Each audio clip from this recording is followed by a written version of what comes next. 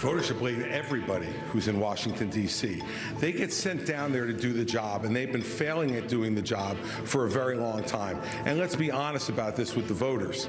You know, during the Trump administration, they added $7 trillion. $7 trillion in national debt. And now the Biden administration has put another $5 trillion on and counting. They have failed, and they're in the spot they're in now because none of them are willing to tell the truth. None of them are willing to take on the difficult issues. They just want to keep kicking the can down the road.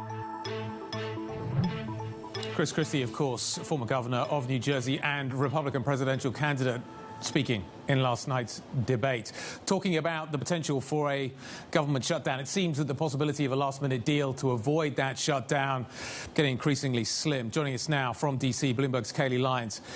Is a shutdown increasingly seen there, Kailey, as inevitable?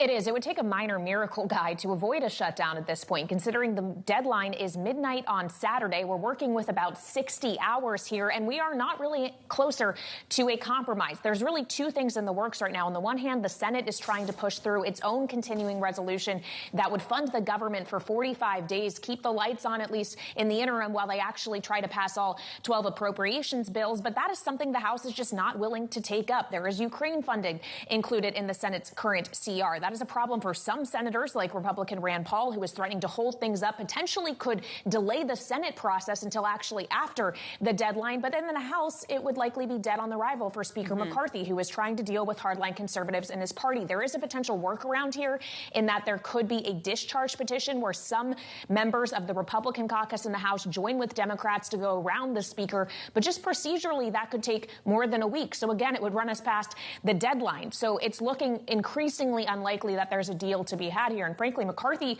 in the House doesn't even really want to be dealing with the Senate at this point. He wants to be dealing with President Biden on this issue, making this about the border. And at this point, the White House doesn't really look like it's interested in engaging with that. Well, that's what I was going to say, Kailey. Where is the leverage in this, and who has it?